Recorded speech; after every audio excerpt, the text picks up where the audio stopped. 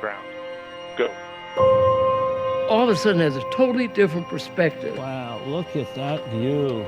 Countdown. Go. Of this little place here. New Shepard is go for launch. This is heaven! It's almost like an out-of-body experience. New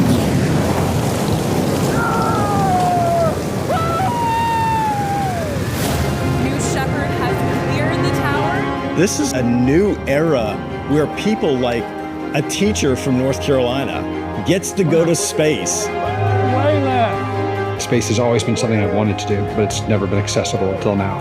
Look at that view. Look at the view. It's just unbelievable. You have to see it with your eyes to really, really take it in. Everybody else should go to space. Look at the Earth. Just look outside. Look at the Earth. We're in space. This is a life-changing experience. Everybody needs to do this. It was absolutely insane. I mean, it's the coolest thing ever. Oh my word. I'm just spinning. That was enlightenment. This is the best experience of my life, by far. Everyone in the world deserves to see this. Everyone needs to see this. Oh my God. It's just a dream come true. I wanted to do this my entire life. I just went to space as the first woman from Mexico. I think we need to give this gift of perspective to everybody. Oh man, this is too cool. I always said I'm gonna do it, and I just did it. We went to space! What you have given me is the most profound experience I can imagine. I can't believe this. As soon as you land, you will want more of it.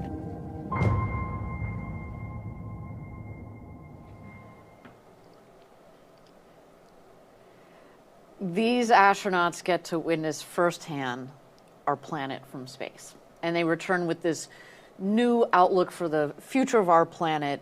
And I think one of the things I love about that video, Jackie, is just the energy when they land. They are basically still soaking in the overview effect as like we're catching them in the moment. It's pretty incredible. And so far we've flown 37 people across 7 human space flights. Today we'll bring the total up to 43. All told, that's about 5% of all people that have ever flown above the Kármán line, which is the internationally recognized line of space at 100 kilometers up. And we have flown 9%, almost 10% of all the women that have flown to space, which is really cool. Again, one step in terms of opening doors for many more people. We see our live camera. We've got ingress going on of our astronauts down there in West Texas, and our crew member 7, Sarah Knight, up there on the tower with them. We'll get into who is crew member 7 a little bit later in the show. Jackie. It's getting real for this crew right now, and New Shepard has done things that no other rocket, has done in history. And one of those unprecedented things is everyday people, like our astronauts today, can visit space. It's really amazing. Absolutely. All right, we are at T-minus 31 minutes and 45 seconds to go until launch. And why don't we talk, there, as you said, 6 astronauts in the rocket, in the capsule that is. And why don't we dive a little deeper into one of them, which is Dr. Rob Ferl, who has a unique job to perform on board today. We mentioned he's a distinguished professor and assistant vice president for research at the University of Florida. Already quite an impressive CV. But we're going to add to that CV. He's going to turn into an astronaut, but not just that, but he's going to be flying with his research in the capsule, becoming the first NASA-funded research to conduct an experiment as part of a commercial suborbital crew.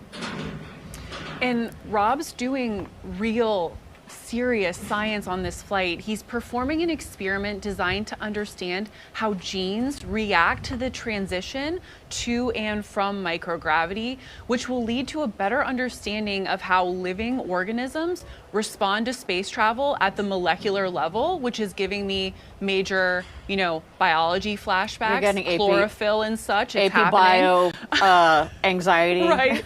But these results are going to be really interesting for wide-ranging fields fields from space medicine to drug research and agriculture. Yeah, and absolutely. And as we at Blue Origin and others around the world are looking to go further into space, understanding how humans and our bodies react is really important. Absolutely. All right, we're going to throw it over to our capsule communicator. We're going to do a comms check with our astronauts right now. Let's check it out.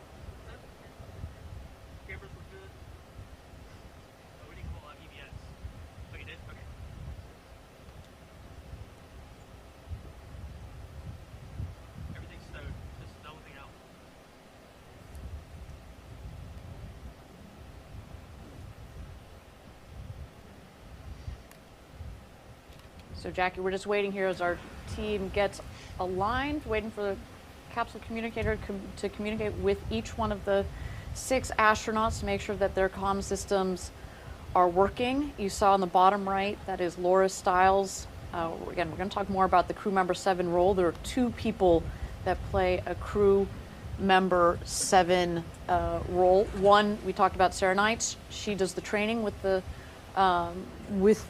astronauts for the 2 days prior, but also Laura Stiles, who is on Capcom, capsule communicator. So she's the one who is in our astronauts here. And that's really important because the crew member 7, their role is to make our customers feel comfortable.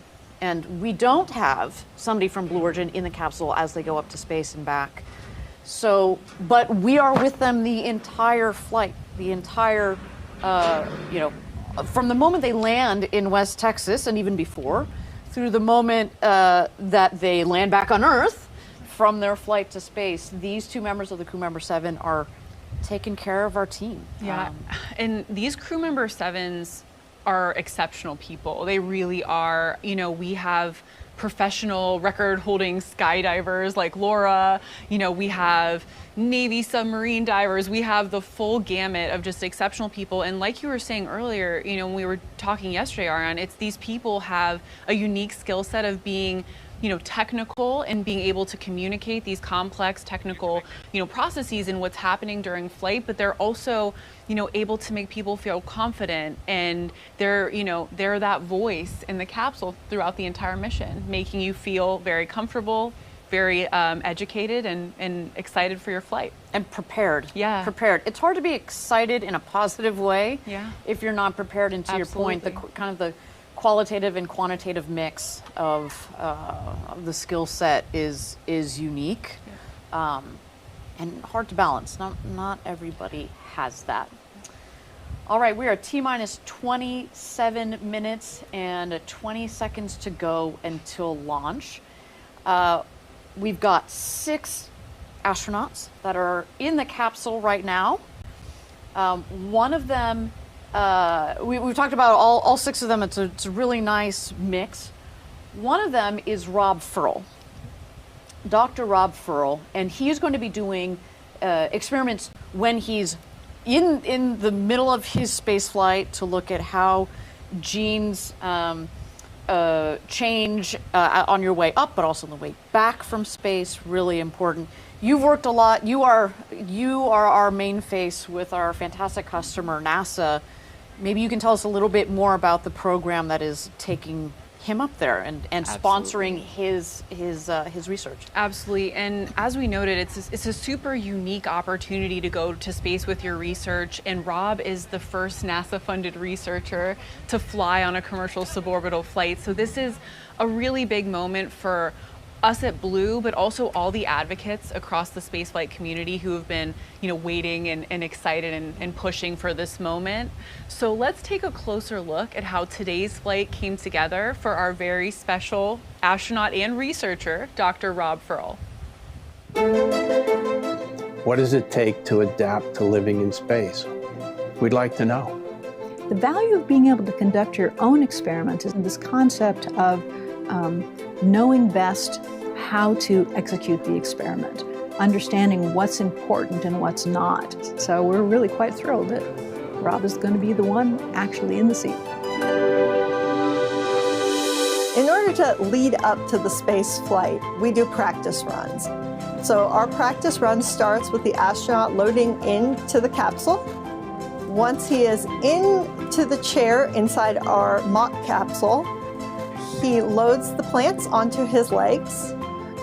He's carrying 8 samples activated at 4 different points during the flight. The first sample set is activated while they're still on the ground. At the same time that his experiment is activated, there's a ground control being activated to run parallel. Once the simulation starts running, he has a second set to activate, which is when the capsule separates from the rocket booster. During the microgravity experience, he and the plants are free floating inside the capsule and in space. The third set of KFTs are activated prior to re-entry, where they will experience a high G-force. At that point, he enters back into the chair, puts his seatbelt back on, and gets ready to activate during the buzzing sound of 30 seconds to re-entry. The experiment we're conducting on Blue Origin is one that allows us to see how plants respond in this transition from a normal terrestrial environment to a microgravity environment of near space. This is part of a culture of deep experiential science that I think is characteristic of the curiosity of science. And it's just a wonderful opportunity to go take it all to another level. So how does it feel to go to space? Pretty incredible.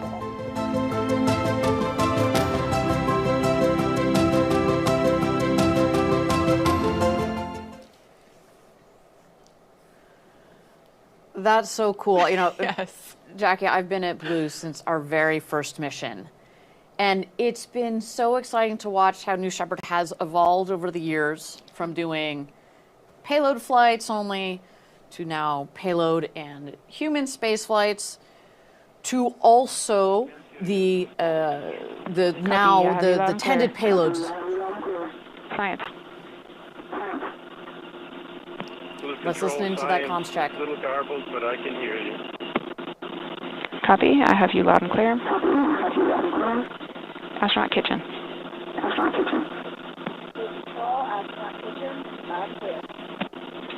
Copy. Phoenix.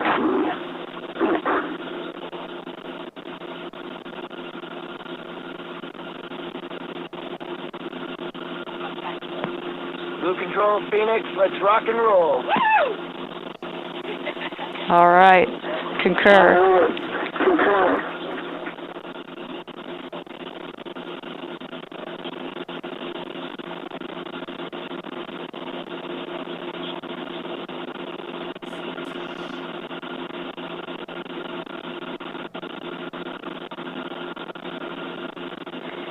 Crew, we are at T-minus 22 minutes and counting. As we proceed, I'll do my best to keep you updated, but for now, just sit back and relax. All right, Jackie, we just heard it there. Our comms team our capsule communicator has confirmed with the astronaut crew that the comm system is working and ready to go, and they're coming in clear.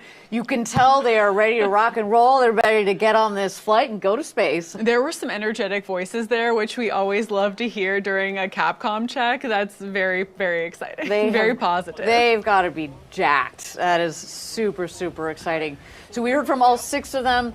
We were just talking, actually, before we got into the comms check here, about Rob Ferl and his experiments. And we've gone from payloads to astronaut flights and now tended payload flights.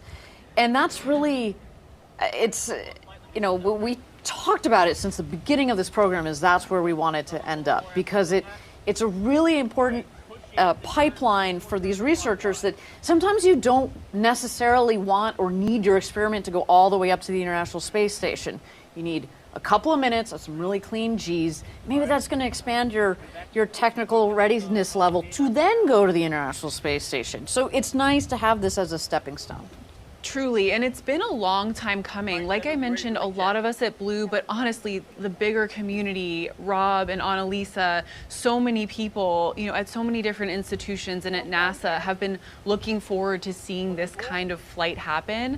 And we hope to see so many more in the future. Like, I think it's so amazing that Rob and his team flew multiple payloads on our uncrewed missions, and now for Rob to get to fly with his science is just absolutely exciting. Rob's flight was made possible thanks to funding through a NASA Tech Flights grant by the agency's Flight Opportunities Program and NASA's Division of Biological and Physical Sciences, which is just an amazing collaboration here. Yeah. So cool. Well, so that's a deep dive on our friend, colleague, and future astronaut, Rob Ferl. Let's meet the rest of the crew. We're at T-minus 20 minutes to go until liftoff for New Shepard's 26th mission, our 8th human space flight. Who are astronauts number 38 through 43? Kick it off, The Jackie. true stars of the show. Exactly. I'm happy to. In seat number 1, we have Ephraim Rabin. Ephraim is an entrepreneur and philanthropist. His company has revolutionized supply chains for raw materials around the world. He's a race car driver, chef, avid skier, adventurer, and soon-to-be astronaut. Quite a catalog there. In seat number 2 is Nicolina Elrick, a philanthropist, entrepreneur, and advocate for STEAM, which stands for Science, Technology, Engineering, the Arts, and Mathematics. She's dedicated her life to mentoring aspiring entrepreneurs. She's a spirited explorer and has a lifelong passion for aviation. She's a certified helicopter pilot, and boy, she's going a little bit higher, and we'll have quite a beautiful view today. She's going to have a spectacular view. Let's keep on going. Seat number 3, we've got Eugene Grin. He was born in Ukraine and emigrated to the U.S. in the late 70s to start his career in real estate and finance. He lives in upstate New York as a passionate traveler, and let me tell you, he's going to add a pretty cool destination. I was going to say to his passport, but not really to his passport, I guess. We need to offer stamps. We need to get on that stamp game. Good idea, Jackie. All right, seat number 4, Professor Rob Ferl. We learned about him just a moment ago. He's the director of the Astreus Space Institute at University of Florida. He and his team have the space plant at the Space Plants Lab have flown 5 experiments on New Shepard already. So he is a veteran of the New Shepard program, but all of this is in an effort to study how living organisms respond to extreme conditions. Can't wait to see how that research comes out today. That is one research paper I will be reading. I'm marking it now. How do you do that? I'm marking it now.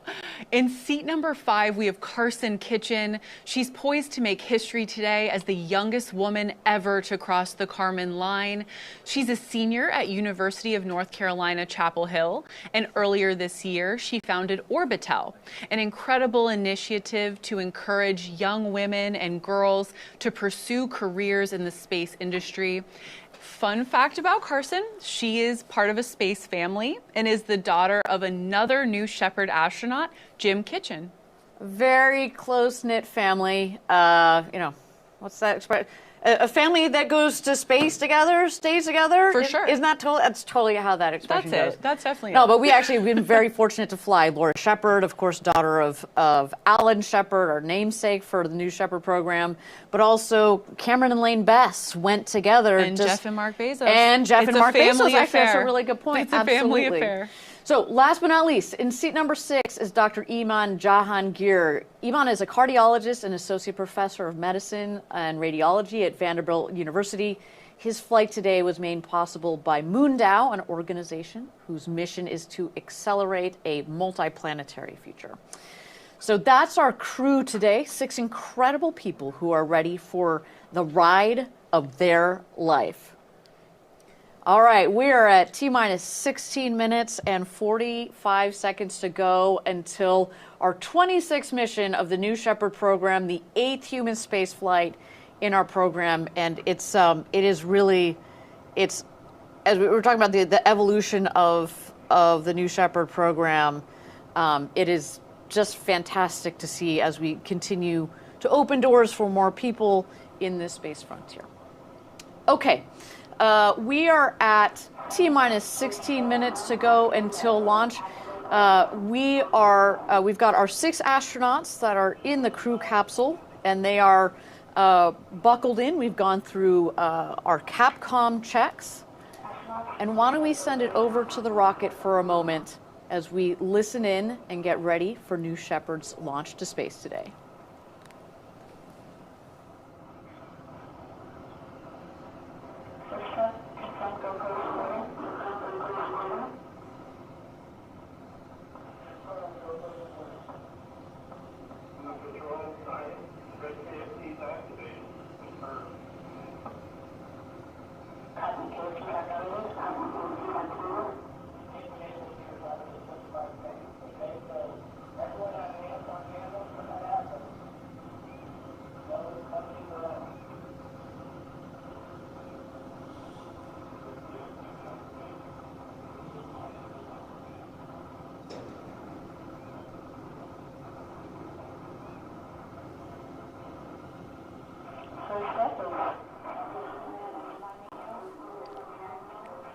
Welcome back, everybody. Thank you so much for joining us for New Shepard's 26th mission to space and back, our 8th human space flight.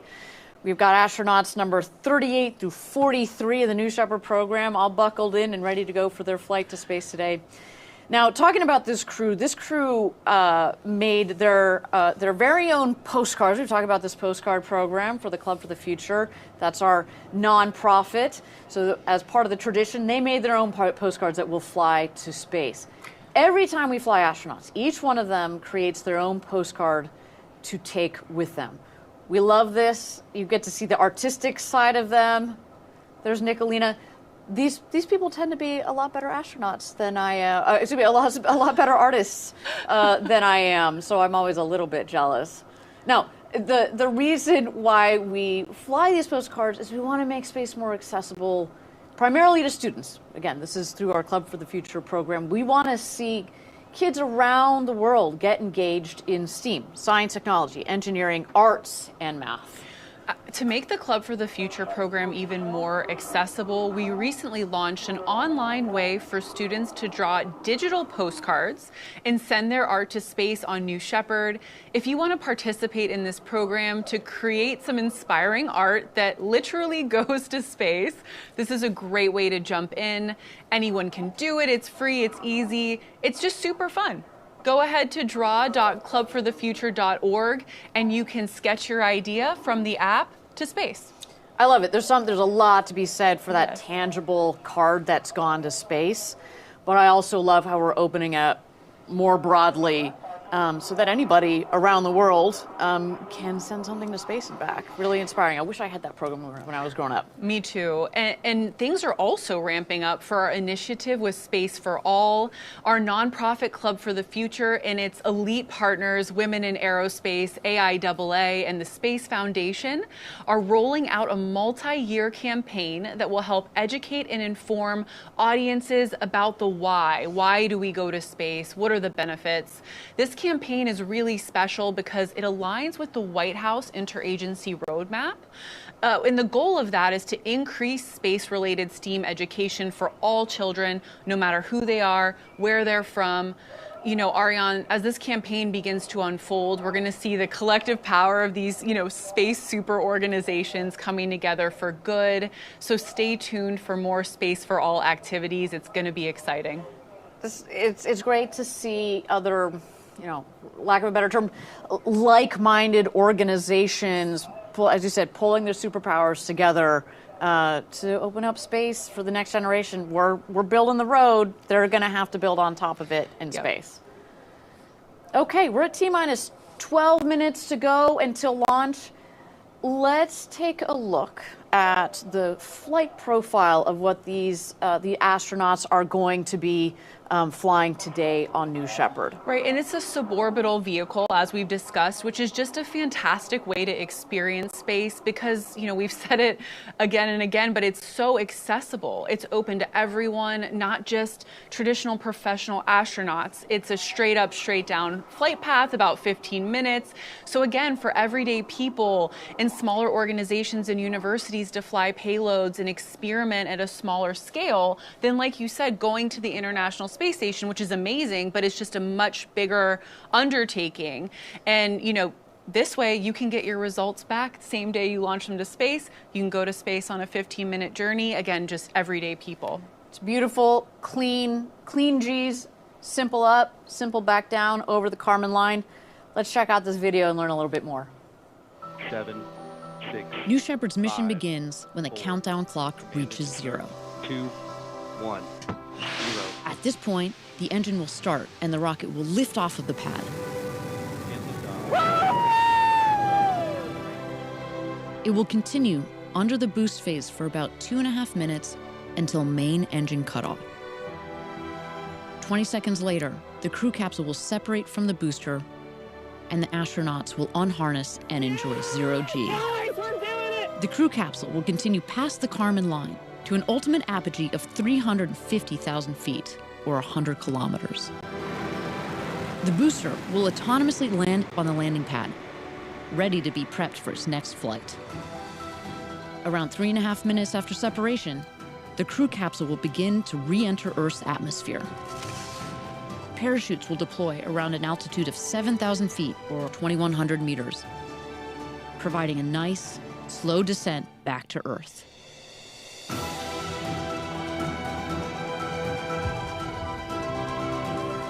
After landing, astronauts exit the capsule and are greeted by the Blue Origin ground crew, family, and friends to celebrate and reflect on their flight.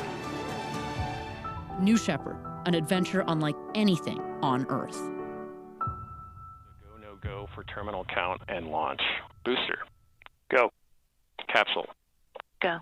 Ground. Go. Safety. Go. Capcom. Go. Engineering. Go. And flight is go. With that, New Shepard is go for launch. Booster, commence terminal count. We'll go flight. Controllers, drop UHF voice. Excellent! 8 minutes, guys. 9 minutes. We were still. My heart is definitely racing, but I am very happy. And booster, I see all 3 for trajectory injects. All right, and you heard it there, our go, no go poll. We are go for launch. You also heard again, our astronauts are in there. They are ready to rock and roll. It's game on, and I hear some excited cheers from inside. It is truly go time. Yeah. Yeah, I mean, we sit here at the desk and we've got all this adrenaline. I can't imagine being in that capsule right now. Their dreams, they're all coming down to this one moment. Super exciting. Okay, we're at T-minus 8 minutes to go until launch for New Shepard's 26th mission, our 8 human space flight. Let's talk about the vehicle carrying those 6 astronauts up, our crew capsule called the RSS First Step. Jackie, we love a good astronaut in the space industry. You wanna talk us through that name? I'm happy to, and this probably won't even be the last acronym today. No. We love acronyms in space. RSS means reusable spaceship. This capsule in today's flight has already flown to space and back 9 times. We achieve our long-term vision by building reusable vehicles. Fun trivia fact for those playing along, 99% of New Shepard's dry mass is reused, everything from the crew capsule to the booster to the engines and parachutes. Our vehicle, New Shepard, is currently designed for 25 missions, but we are striving to quadruple that number as the program continues. I'm taking that 99% number to pub trivia night on Tuesday. I'll see you there. Non-alcoholic beer for everybody. It's okay. It's okay. But seriously, getting back to that number of 99% and 25 reusable, 25 flights on the reusable booster, trying to quadruple that. Reusability is so important. Not only does it reduce the cost of access to space and space travel, but it also significantly reduces the waste. It's just much kinder. Our vision is millions of people living and working in space for the benefit of Earth. So we got to make sure that our program also fits into that vision. So continuing the trivia facts to that end, New Shepard's engine is fueled by a highly efficient combination of liquid oxygen and hydrogen. So during the flight, the only byproduct of that, again, maybe going to chemistry now, not biology, but the byproduct of that is water vapor. Yeah, so for all of you at home today, when you see that white plume coming out of the base of the rocket, that will be steam. Right. And so it's, it's a much cleaner engine than a lot of the traditional rocket engines that have been used in the past. Okay, we're at T-minus 6 minutes to go until launch. We've got some really cool footage here from the training that our astronauts went through over the last couple of days. So our astronauts joined us about 3 days ago down in West Texas, and then they spend 2 days going through extensive training. So we go through ingress, how do you get into the rocket, egress, how do you get out of your seats and your harnesses, but also out of the capsule itself. We go through emergency procedures. We want to make sure that our team feels comfortable if anything were to happen. And it preps you for those sights and sounds, right? A booster is an active machine, right, that you're on. It's alive. Right, and so those sights and sounds are a really important part of training that they're being prepared for. So I am, thank my lucky stars, while I have not been an astronaut yet, Yet is the operative word there. Is the operative word there. I have gone through the entire New Shepard training program, the hospitality program. Next time, girl, you can come with me. But by the end, basically I did everything minus get into the capsule and go to space and back. And by the end of it, I felt so comfortable, like I could go. And you get, as you said, comfortable with the vehicle, but then also you get to meet the team, not only your crew member 7s that we've talked extensively about, but also the designers, the operators. You go to mission control, you go to the barn, which is where we keep and maintain the vehicles. This is, there's a lot of thought that has been put into that training program. And, I can't give enough kudos to the entire team, also to the crew member 7s that are kind of the face of it as well. There's a really good balance of making sure you've got enough information, but you also know that you don't need to know everything that's going on, behind the scenes. I'm happy to tell you, but you don't need all that. We want you to feel comfortable so you can also just lay back, enjoy the flight. And in Rob's case, do your science. And in Rob's case, do your science. No, that's a really good point. Okay, we're at T-minus 3.5 minutes to go until this flight. Super excited. Again, there's nothing like a rocket launch and a countdown clock to get you going in the middle of the week at, 3 o'clock in the morning. But at T-minus 2 minutes here, what we're gonna see is the vehicle is going to go into its built-in test. So what we call our bit checks. But those are actually driven by the vehicle itself. So it's a fully autonomous vehicle from T-minus 2 minutes through the launch and landing. Of course, we've got our team, as you've seen there on your screen in mission control. They've got their eyes glued to their screens, making sure that everything is within bounds. But the vehicle is driving itself. And so what we're going to see here in a minute, the most visible part of it, the fins at the base of the vehicle, those are going to gimbal back and forth. There are 4 of those fins, 1 on each quadrant. And then you will also see the nozzle. It's kind of hidden in your screen right there. Hopefully we'll get a peek. Also will gimbal back and forth. Those 2 subsystems work together in conjunction to guide the vehicle up. But as it's a reusable rocket, it will fly back down to its landing pad just 2 miles north from which it takes off. And it's a really beautiful vehicle to watch it work in real life. And so that is what we're about to check out here. Let's tune into the rocket as she gets ready for her 26th mission of this program, the 8th human spaceflight.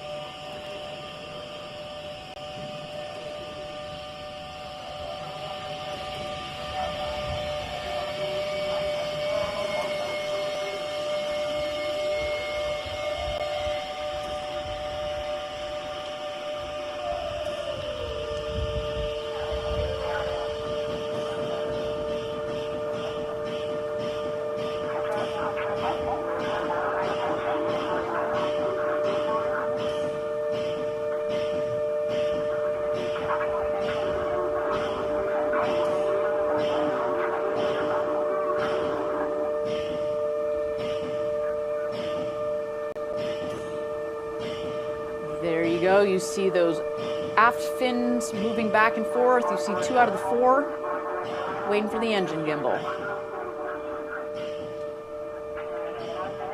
There you go, peeking out bottom left of your screen. Jackie, this rocket is looking good and ready for launch this morning.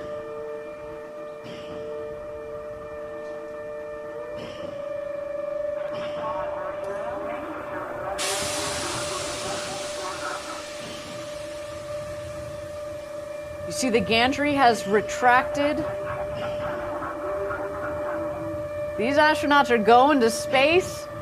With that, I'm going to turn it over to our mission control team. Godspeed, New Shepard, and enjoy the flight, astronauts. See you when you get home. T-minus 10, 9, 8, 7, 6, 5, 4. Just start. 2, 1.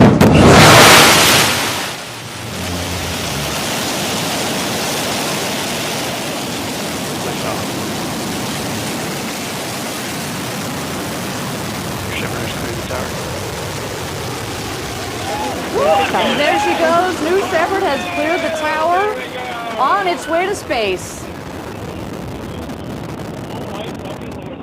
With its crew of 6, they are screaming up towards the Kármán line. You can see the speedometer on your bottom left there, as well as the altimeter. And we're going to follow along with the flight on the left side of your screen with those milestones. First one coming up here is Max Q.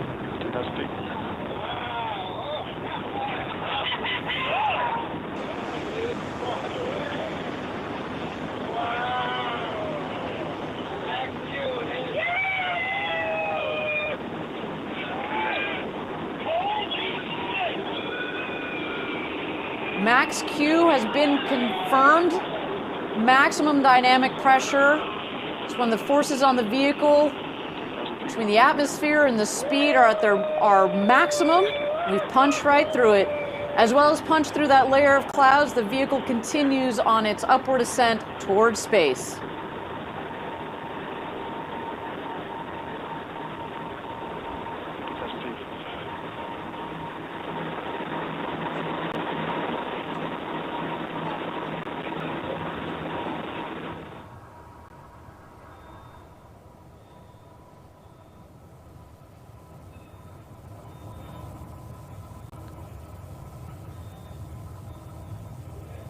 If you are just joining us, we've had a clean liftoff of New Shepard's 26th flight in this program.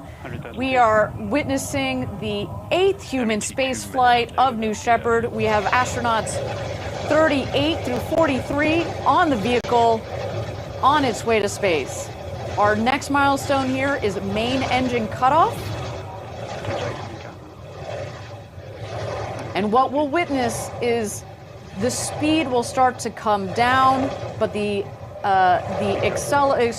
altitude will continue to go up. When the speed hits 0, it means we have hit apogee.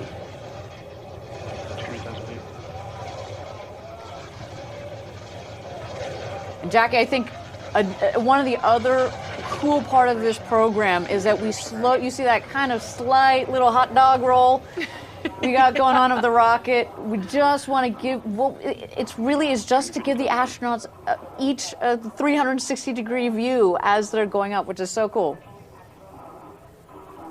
All right, main engine cutoff and separation have been confirmed.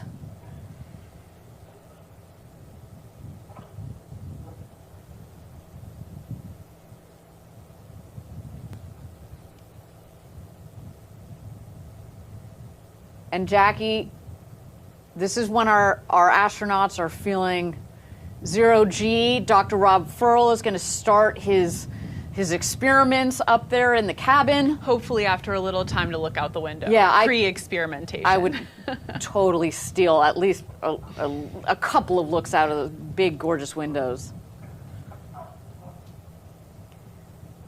And again, we're coming up on apogee. You see that the speed is reducing. When it hits 0, that is when we've hit apogee. At this point, we are well over the Kármán line, about 328,000 or 328,000 feet or 100 kilometers up.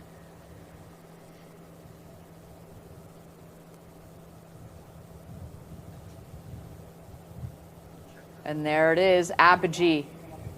About 340,000 feet.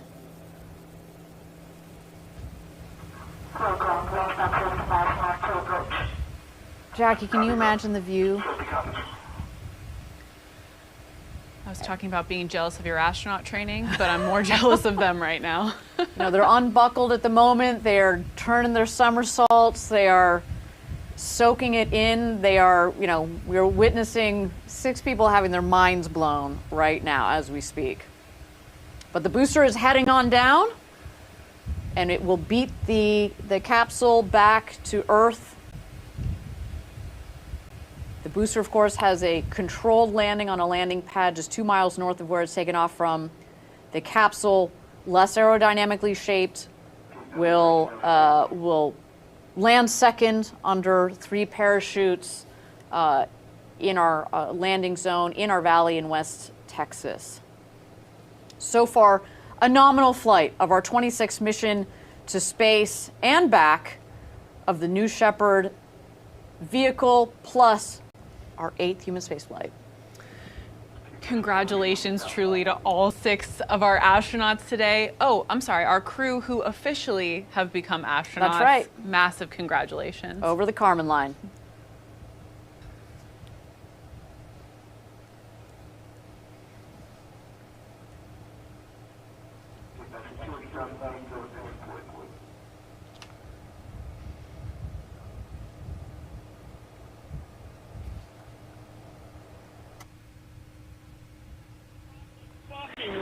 Phoenix, report status is Peak 436.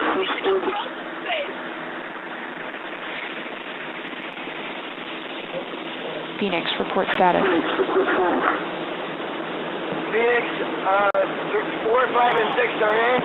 Hey, can you tell them if everyone's in?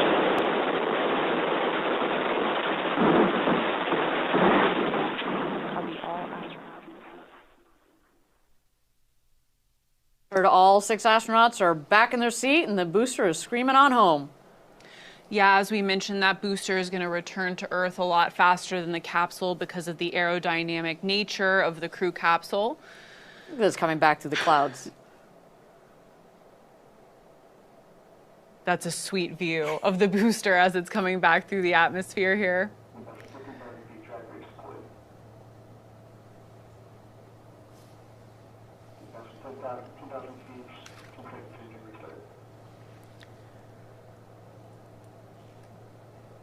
So we see the drag brakes have been deployed. There's the relight of that BE3 engine.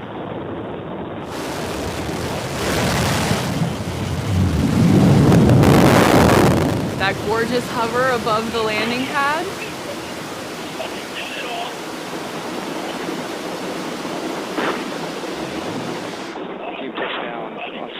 And booster touchdown, a successful touchdown of the booster for the NS-26 mission.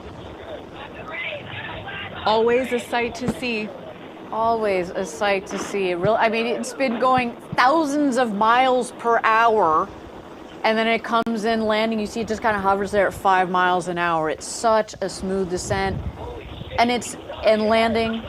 And as a reminder to people, this is so critical to the reusability, because the smoother the landing, the less you jostle the rocket, the less you have to refurbish the rocket, the more uses you can get out of the rocket.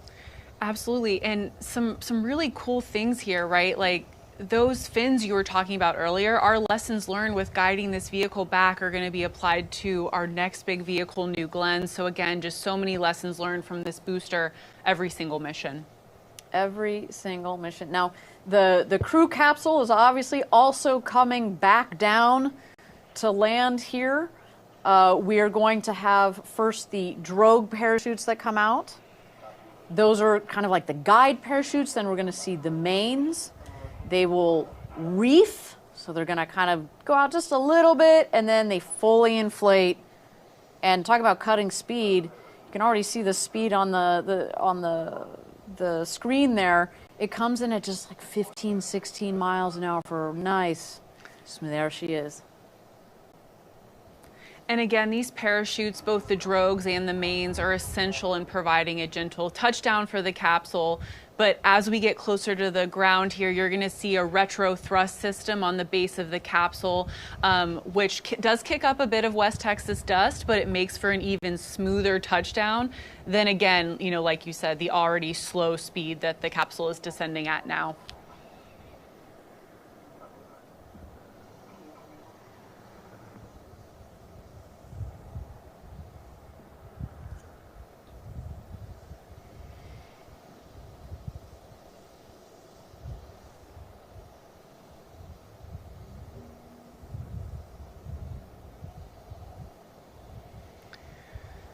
We're just 400 feet away from touchdown.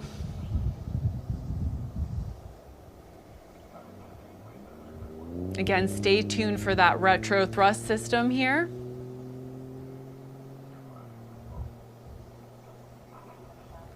And crew capsule touchdown, welcome home to the newest 6 astronauts, the Blue Steel team. Once more, what appears to be a completely smooth flight for New Shepard. Our booster touching down at the landing pad, and a soft landing for our latest crew. Just a beautiful flight, up and back. I mean, that is just one of the cleanest flights I've seen from this rocket, but behind every rocket is an extraordinary team. So a big shout out to the entire New Shepard program. What a beautiful flight today. And another congratulations to the 6 newest astronauts. What a day it has been. Now, our capsule recovery team is currently going to be driving out to the convoy to meet the capsule. They're going to safe the capsule and get ready to open the hatch and welcome our astronauts back home. And that convoy includes, obviously, the vehicle team, the New Shepard professionals, but also the family members of our crew who, without a doubt, are excited to reunite with their loved ones. They're newly minted astronauts. We saw it earlier in one of the videos, but some of those hugs when their astronauts come back to Earth are probably some of the most memorable, biggest hugs in a lifetime. There's some mean hugs. Those are some mean hugs. We've captured some mean hugs on these webcasts. Well, so talking about friends and family, we talk. These people have dreamed of going to space for a long time, but with those sorts of dreams come friends and family that support in so many ways, emotional and otherwise. And on that note, while we're waiting for the recovery crew to make it out to the capsule, we were able a couple of days ago to have a chat with a very special former astronaut and someone who's got a tight connection with one of today's crew.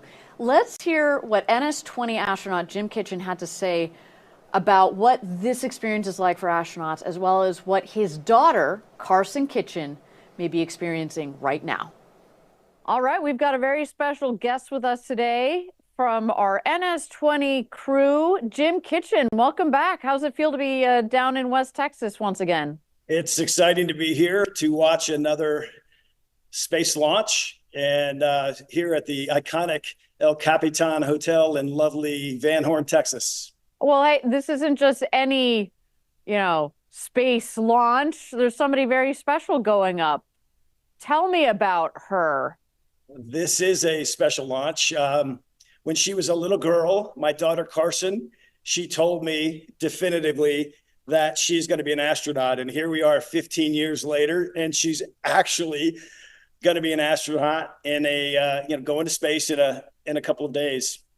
How obviously you're a very proud dad. There's got to be a lot of contradicting thoughts going through your head right now. What are you feeling? Yeah, well put.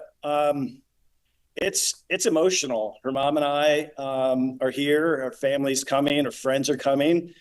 It's emotional to see someone that's wanted to go to space and is actually, a dream come true. And, to be able to have that dream and to have it fulfilled is amazing. But, I think about Alan Shepard in 1961 going to space, and then his daughter Laura Shepard doing that after. It's surreal to think that she and I are going to be, have that in common. But it's such mixed feelings on this because it's exciting, but we're also watching this with anticipation. Yeah, that's your baby. It's my baby. So, have you spoken to Karsen since she started her training? What's going through her head these days at this moment? It's one thing to be thinking about it when you're back at home. It's another thing once you get to Van Horn, it's real. Yeah, I saw her last night and she's really excited. She's a very positive person.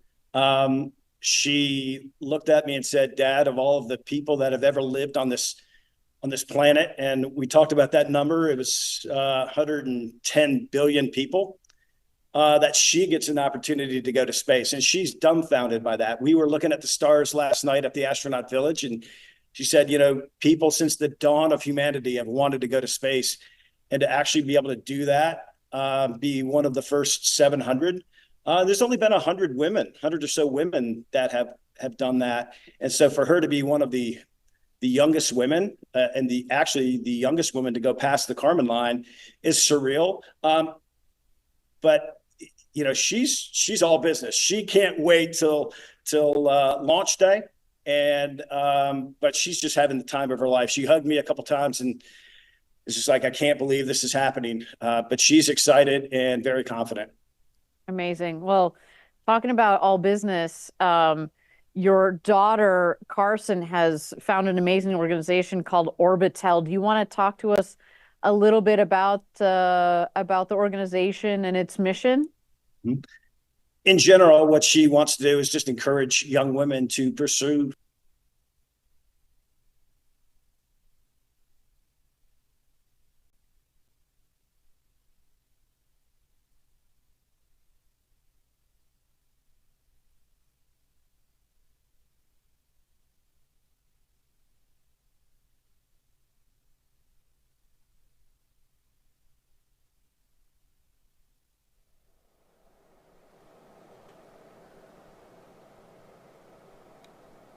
Jackie, as we just saw, Jim Kitchen, a very proud father of his daughter, Karsen Kitchen, one of the newest astronauts we have here.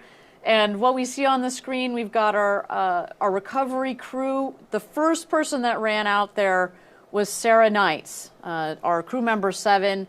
What she does first is she runs around the capsule to each one of the 6 windows, to each one of the 6 astronauts, gets the thumbs up, and make sure everybody is happy and safe. And then the rest of the team comes in. You've seen passing in the background the Rivian trucks. There goes another one. Those are filled with friends and family that are going to join here in a moment. Of course, first thing is safety. Need to make sure that the capsule has vented whatever it needs to vent, and that we've taken the lines of the parachutes off. And then next, what you'll see is somebody will bring over the stairs to put under the hatch, to put next to the hatch. It's about a meter. It's about 3 feet, the bottom of the hatch, from the base of the base of the hatch to the ground itself. So it just makes for a more comfortable egress for our astronauts as they come home. The capsule there seems to have found a really nice clear spot in our desert to land. How convenient. I've been out there with the team trying to detangle the parachute lines from the brush that's out there. And that is, if you like taking out knots, if you're one of those odd people that really enjoys that and finds I that... am not one of those. No, I'm those not people, one of those either. If you find personally. that stress relieving, you should come join our team. But no, not today.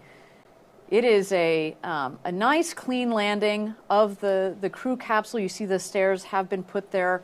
So we're just moments away here from the egress of our astronauts and the welcome home from their friends and family. Let's take a look.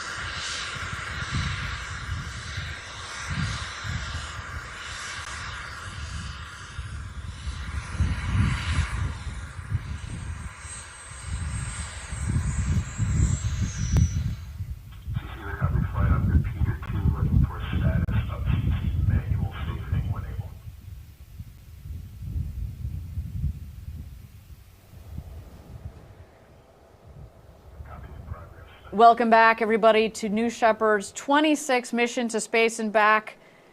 If you missed it, a completely nominal and successful flight of both the booster, you see it nicely standing proud in the background. Love this view. A spectacular view. And capsule with its ride in the background yeah, there. It's great.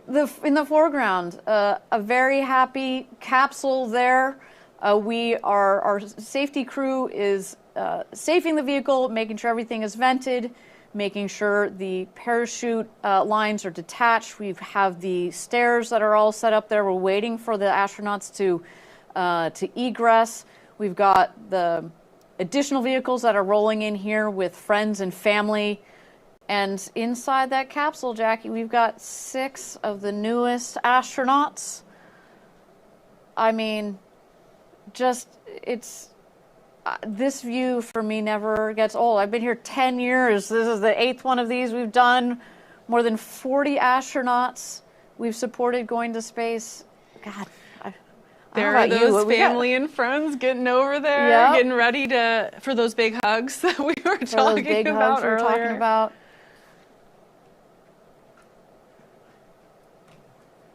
A big congratulations to Karsen Kitchen, who has become the youngest female to cross over the Kármán line, the internationally recognized line of space at 100 kilometers up.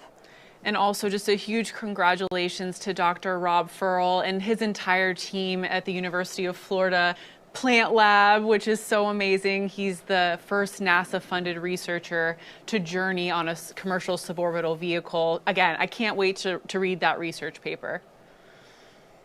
And Jackie, we've talked about it earlier in the show.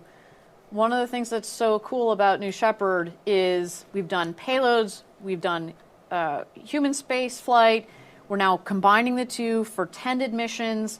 It serves as a perfect pipeline for the science community from around the world to fly their experiments and their technology up to space. You get a couple of minutes of zero G up in space. By the way, we can also put experiments mounted on the outside of the capsule if you want exposure to the vacuum of space. Yeah, we've actually flown some really cool lunar landing sensors mounted on the exterior of the booster. When we get that re-entry data, it's super helpful for those type of payloads as well. It's super helpful, and sometimes you don't necessarily need the full flight to the International Space Station, which is very cool and oftentimes what you do need.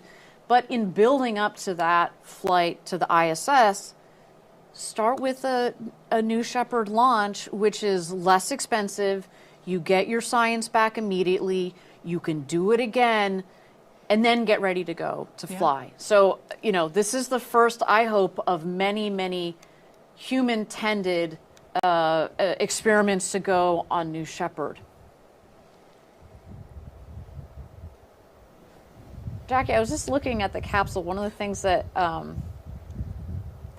stands out to me, so I've watched a lot of these launches and landings, is the capsule picked a really nice clear spot in the desert. I've been out there with the team when these parachute lines get all tangled up in the brush, and there are some really nasty pokey plants out there. And I don't know if you're one of those people that enjoy undoing knots. I'm not. I don't even like untying a knot in my shoelace, so I'm definitely not one of those people. Yeah. Then come join us for that parachute crew. But here we go. Hatches open. Welcome back, astronauts.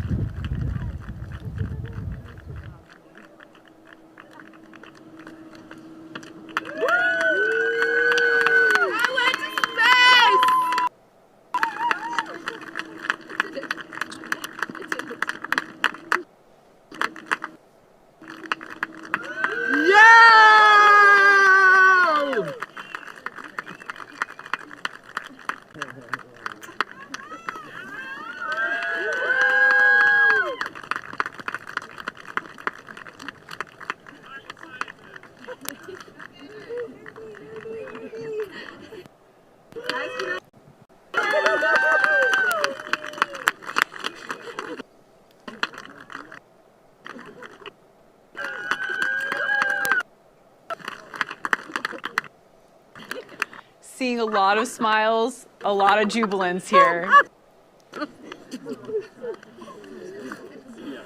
Oh, that is love. That is emotion. How are you feeling? Yeah.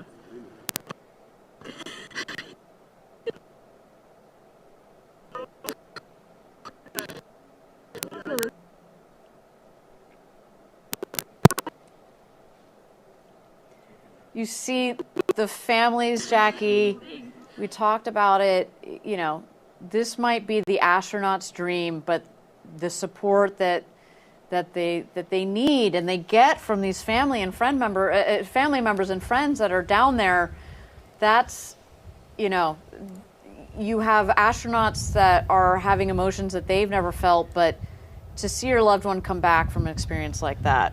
Right, it's and like amazing. we said earlier, spaceflight on New Shepard has kind of become a family affair. So seeing that hug between New Shepard astronaut Jim Kitchen and his daughter Karsen, really just such a special moment, really hitting that point home in a very unique way.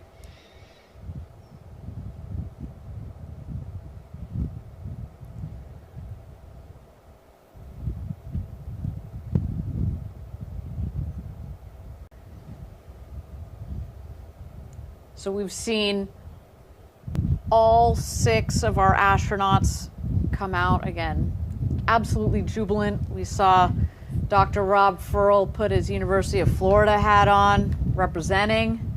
As you said, I can't wait to read his research paper on his findings. Yeah, I don't think I've read something like that since high school biology, but I am ready. Now is my time. And I will tell you, when I learned about it in high school, they weren't talking about something like what Rob just did. And so I'm very, very excited for what's to come out of that and the potentially huge impact on science and research. It's just so exciting. Yeah, it is. It's wonderful what boundaries a program like New Shepard can press forward. Obviously, we're looking forward to the next generation, which is New Glenn, our big orbital rocket that will be launching for the first time later this year, and all the doors that it's going to open. Absolutely. And again, you know, really the lessons learned from New Shepard are so applicable to everything we've been doing on New Glenn. We mentioned the fins earlier as just an example, but even with mission operations, right? Conducting a mission like NS-26, all of those lessons learned are directly applicable to our mission operators for New Glenn here in just a few months. In just a few months. And I mean, I can't wait for that day, Jackie. That is, I mean, think about the emotion that we're feeling here today. I'm going to make an analogy. Please bear with me. It's going to be a bit tortured here. I'm ready for it. 110,000 pounds of thrust on the BE-3 engine. You take that and you multiply by 35, 3.85 million pounds of thrust on the base of the New Glenn rocket. Now you're doing math. So over the course of this webcast, we've hit biology, chemistry, and mathematics. So I just wanted to acknowledge that. We're hitting all those STEAM landmarks. We are. But, you know, that is it is going to be at least 35 times as, you know, as exciting, and the rumble that's going to happen down there at the Cape. I mean, it is going to be huge. It is going to be absolutely huge. You know, and by the way, just like New Shepard, it will evolve to take humans on board. And this same emotion, you're going to see that after astronauts have gone to space, gone to the moon. I mean, it's what we're doing here at Blue Origin is no. I just feel very fortunate to be part of the program, part of the company. Yeah, I have to tell you, Ariane, back about 8 years ago when I joined Blue, the real, you know, thing that tipped it over for me was the people here at Blue, and you were one of them back in the day. Oh, stop. Truly, Jackie and still Cortez. are to this day. So thank you, That's so sweet of Ariane. you.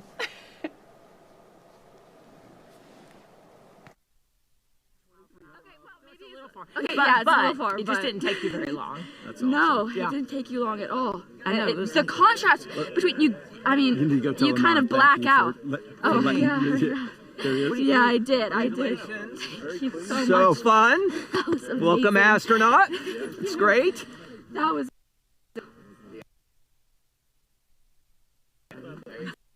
Before.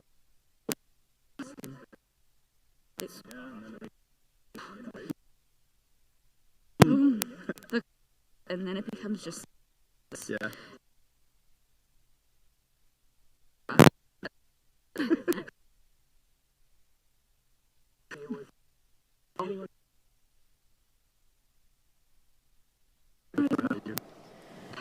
So they're getting a couple of insights from Karsen Kitchen. Obviously, the audio's a little patchy out there. Eiman helped you out. Yes, So were you yelling like somebody helped me? But Did we really? We hit it the countdown. Rob, I didn't hear the final number. Did you see the final number? Share with us. We'll find out. I'll find out. What was it like? 105 was pretty good. It was well above. The ride was incredibly smooth, and I was so impressed with the ride up. But being there, No ambiguity on the darkness of space, you can't. There's no way to talk about it. There's no way to talk about how impressive space is and the Earth below. Get out of your seats? This is- I've heard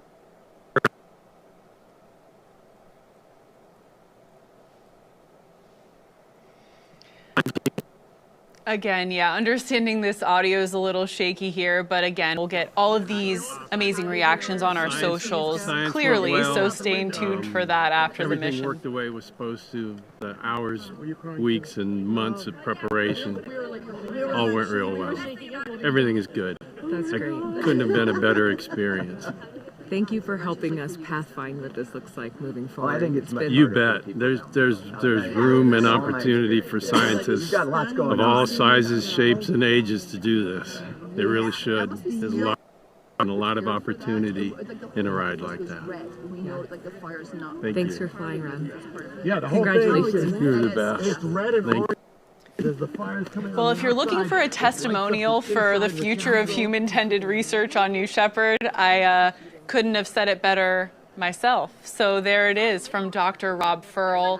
What just an absolutely incredible day for all of us, and especially for our crew on board NS-26.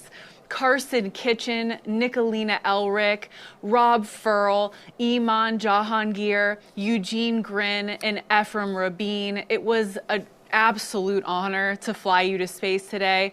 If you, listening in, you watching, would like to follow in the pioneering footsteps of these astronauts and purchase a seat on a future ride to space, visit blueorigin.com and click Fly to Space. Pretty straightforward there, right? Keep it easy. Your own journey to visit the Kármán line is closer than you think. And if you would like to purchase a mission patch to commemorate today's launch, head to the Blue Origin shop for patches and a lot more sweet gear. Here's that patch, if we can get it on screen here, for today's, there you go, for today's flight, which is what our astronauts, you saw it on their suit, that green color and the plants ascending in spiral lines representing the living organisms that Rob Ferl had in his experiment. The continuous loop represents Ephraim Rabin's career in supply chain. The heart represents Dr. Eiman Jahangir's career as a cardiologist. The spiral line towards space represents Eugene Grin's passion for travel. And the children at the bottom represent Karsen Kitchen and Nicolina Elrick's childhood dreams to go to space. But they also represent Club for the Future's mission to inspire and mobilize future generations to pursue STEAM careers. Now, if you want to join us and build a road to space, we have hundreds of positions open across all of our facilities across the U.S. You see it there, including machinists, programmers, from Florida to Alabama to our headquarters up in the state of Washington. Just visit our website for more details at blueorigin.com/careers. Everybody, thank you so much for joining us. My name is Ariane Cornell. Jackie, it was a pleasure to have you here at the desk with me. Always a pleasure, Ariane, and with our third webcast And host. with our third webcaster here, the future astronaut. Thank you so much for joining us until our next launch, Gradatum Ferociter.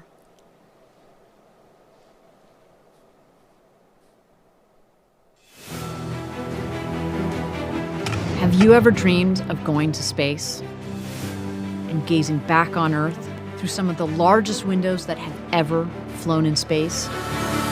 We certainly have. T-minus 10, 9. A once-in-a-lifetime journey is closer than you think. It's your time to join the new generation of astronauts.